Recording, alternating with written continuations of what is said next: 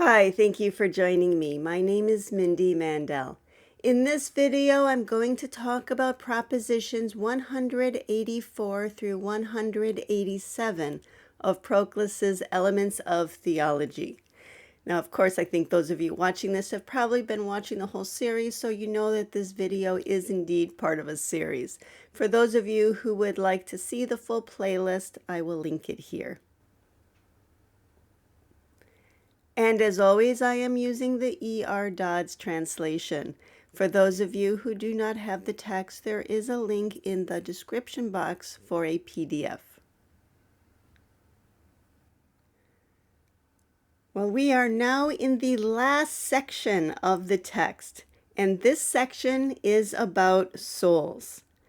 The task for us is to hold on to everything Proclus has discussed about first principles, about the gods, and about intellects. We need to carry all of that with us into this exploration of souls. With that in mind, I will start this video with proposition 184. So this proposition reads, every soul is either divine or subject to change from intelligence to unintelligence, or else intermediate between these orders, enjoying perpetual intellection, although inferior to the divine souls. So Proclus here is dividing rational souls into three categories. And these three categories were first introduced in propositions 182 and 183. Let me just scroll up a little bit here. So first, proposition 182 told us that every participated divine intelligence is participated by divine souls. So it introduced the idea of divine souls. And then in 183, we saw that every intelligence which is participated, but it's purely intellectual, is participated by souls, which are neither divine nor yet subject to the alternation of intelligence with unintelligence. So it introduced souls that participate pure intellects, but participate them perpetually. So your task will be to see what these three categories are. And of course, this last one here, it is implying that there are souls that are subject to alternation. So that's the third category. And what we want to do is see what are these three categories? What is he actually talking about here? Now, this will become clearer as we proceed through this last section of propositions. So let's see, though, first how Proclus is going to introduce these different categories. Okay, so he starts off by reminding us of divine intelligence being participated by divine souls, and that's what we just looked at in proposition 182. I want to take you, though, to proposition 129. Because it is there that this relationship between divine intelligence and divine soul was first described. And this is the proposition that shows us that divinity runs through all the realms of reality via mediation. And we saw here that divine souls are such through a divine intelligence. And so through a divine intelligence, we can call the soul divine. Okay, the next piece that Proclus gives us is that the purely intellectual are participated by souls which are not divine, yet do not admit of change from intellection to unintelligence. And these are what I presented as the intermediate souls in my previous video. They rank lower than divine souls, but above those souls that participate only intermittently in intellect. And then we get the third category of souls, and these are souls that are subject to change and they exercise intellection intermittently. And for this one, Dodd cited proposition 63. So I'm going to jump to that now. And this proposition reads, every unparticipated term gives rise to two orders of participated terms. The one in contingent participants, the other in things which participate at all times and in virtue of their nature. And so from this it follows that there would be two orders of souls that participate in intellects. One order that participates at all times, and another that is contingent or intermittent. And so Proclus's conclusion is that there are three orders of souls. First, the divine, then such of the remainder as perpetually participate intelligence, and third, those which change now to intelligence and again to unintelligence. And so these are the categories that Proclus is going to be working with throughout the rest of this book. Okay, going on to Proposition 185. This one reads, all divine souls are gods upon the psychic level. All those which participate the intellectual intelligence are perpetually attendant upon gods.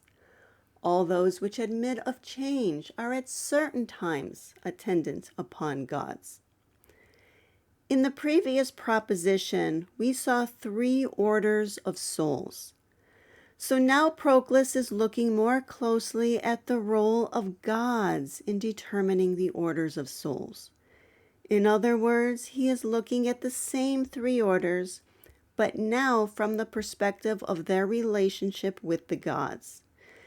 If this is not clear to you yet, it should become clear as we go through the explanation. And this is all just one long sentence, by the way, so I'm going to break it up into parts. So the explanation starts off, for if some souls have the divine light illuminating them from above, while others have perpetual intellection, and others again participate this perfection at certain times. I'll stop here because what we're seeing at this point is a nice, concise summary of the previous proposition.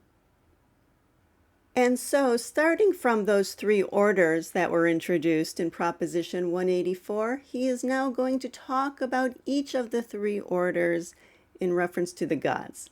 So the first order, he tells us, occupies a station in the psychic series that is analogous to that of the gods. Now we're still trying to get a better sense of how exactly to understand what these orders are. And he's telling us here that the first order is analogous to the gods. Proclus opened the sentence by stating that they have the divine light illuminating them from above. In Platonic literature, the planets, the sun, the moon, and the stars, they're all called gods.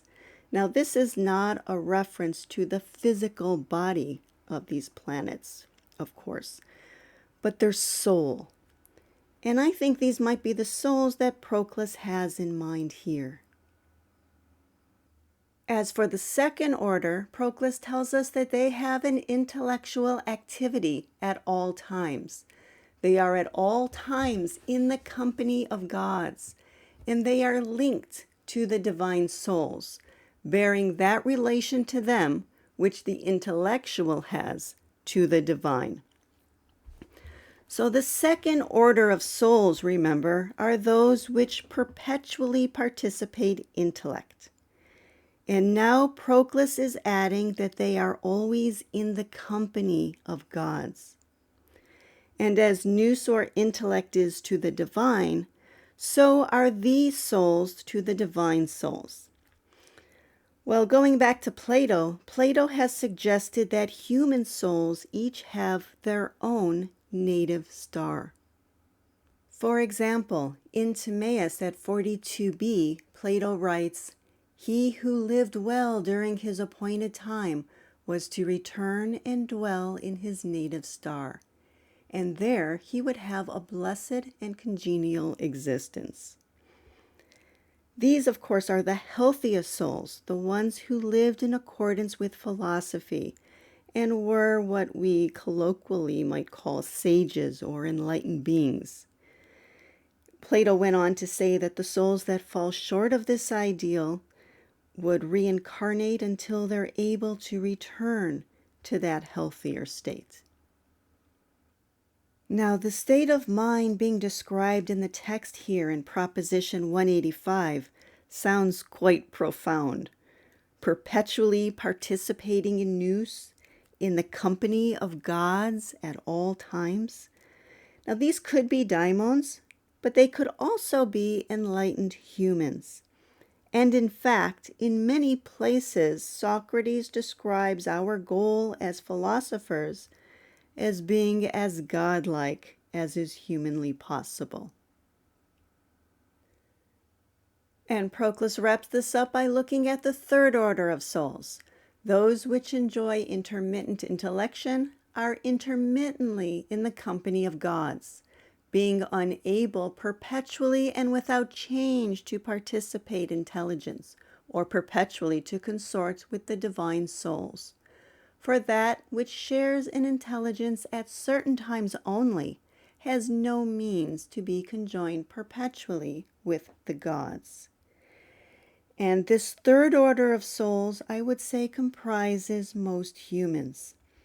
We can participate nous, but it takes training and effort to open that connection in an intentional way, and far more effort to reach that state of mind of perpetually participating. Now, this last part, I do think, warrants a few words. That which shares in intelligence at certain times only has no means to be conjoined perpetually with the gods. There are two ways to read this. It could possibly mean that souls in this third order can never reach the second.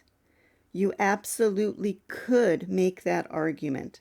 Such a soul has no means to be conjoined perpetually with the gods.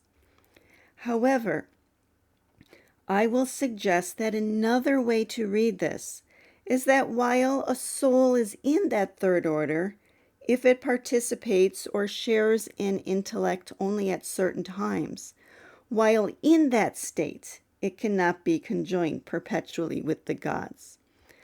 That would still leave open the possibility of a soul advancing to a point of achieving perpetual participation in nous.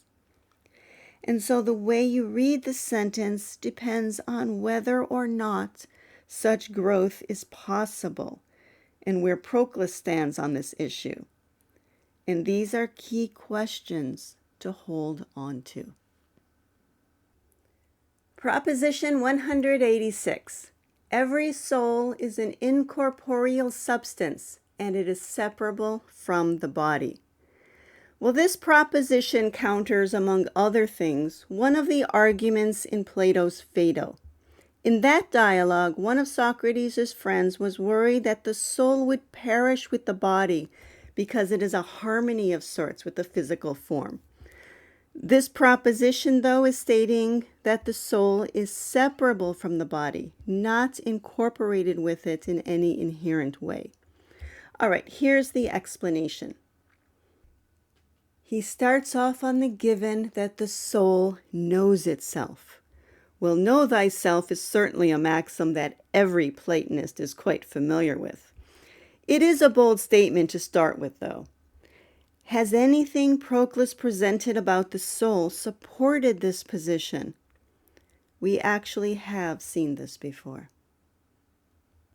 Proposition 170 is in the section on intellects, but Proclus tucked into this proposition a juicy nugget about the soul. Let me scroll down a bit here, where he says of intellect that it is unmoved and therefore cannot pass from point to point and gain knowledge of what before it did not know. In knowing one thing alone by reason of its steadfastness, if that were true, then intellect would be inferior to soul, which in its movement gets knowledge of all things. So there we see that soul knows all things. And if it knows all things, that must include itself. And indeed, we have established now that soul participates in intellect at least intermittently. Intellect knows itself, Therefore, soul, through that participation, would know itself too. The next if that Proclus is building on is that whatever knows itself reverts upon itself. And that is proposition 83. All that is capable of self-knowledge is capable of every form of self-reversion. So after establishing that soul is capable of knowing itself, we can conclude that soul is capable of reverting on itself. Okay, so far, so good. Here's the next step. What reverts upon itself cannot be body, because no body is capable of this activity. And this principle was stated in Proposition 15. All that is capable of reverting upon itself is incorporeal. And in the body of this one, we see that the whole of a divisible substance cannot be conjoined with the whole of itself because of the separation of its parts, which occupy different positions in space. So to have proper reversion, the whole has to turn on the whole, and that is not possible with things that are broken up into parts. And while I'm here, I'm going to also review Proposition 16, because this is the next piece that Proclus is going to give us, that all that is capable of reverting upon itself has an existence that is separable from all body. Okay, let's see what Proclus did with that. And here it is in the text, that what reverts upon itself cannot be inseparable from the body, since again, what is inseparable from body is incapable of reversion upon itself, which would involve separation. All right, so let's put together all the pieces so far. We have that soul knows itself. It therefore is able to revert on itself. What can revert on itself is not body. It's also not inseparable from body. Okay, now here is what follows. And the conclusion is that it will follow that soul is neither a corporeal substance nor inseparable from body. So there is his conclusion. But now you may be thinking that as warm and fuzzy as this conclusion makes you, it is all built on that opening assumption that soul knows itself. And Proclus hasn't directly addressed this, and that does make it a big if. And that is why there is another sentence. Proclus writes, "But that it knows itself is apparent. For if it has knowledge of principles that are superior to itself, then it is capable, a fortiori, of knowing itself, deriving self-knowledge from its knowledge of the causes prior to it." So here is Proclus's proof that soul knows itself. Soul knows intellect and intelligible forms. Therefore, it must know itself. Self-knowledge is derived from knowledge of causes. This is an extension of the argument about intellects in Proposition 167. This one is about intelligences, and it reads, "Every intelligence has intuitive knowledge of itself, but the primal intelligence knows itself only, and intelligence and its object are here numerically one. But each subsequent intelligence knows simultaneously itself and its priors, so that its object is in part itself, but in part its source. Things know themselves through their causes." Now here in Proposition 186, we are seeing that souls know their priors, and therefore they must know themselves through that knowledge. So Proclus is showing us then that it is through intellect that a soul gains wisdom. It is through participation in intellect that we as souls know ourselves. And I'll end this video with a short proposition, number 187. Every soul is indestructible and imperishable. So the last proposition looked at soul being incorporeal. Now Proclus is continuing this look at soul's nature by adding that it is indestructible and imperishable. And his explanation reads, "For all that is capable of being in any way dissolved or destroyed either is corporeal and composite, or it has its being in a substrate. The former kind, being made up of a plurality of elements, perishes by dissolution, while the latter, being capable of existence only in something other than itself, vanishes into non-existence when it is severed from that substrate." So he's saying here that there are only two ways that something can be dissolved or destroyed. The first way is that it is corporeal and composite, in which case it is a unity of elements or parts, and it would be dissolved by breaking up that unity.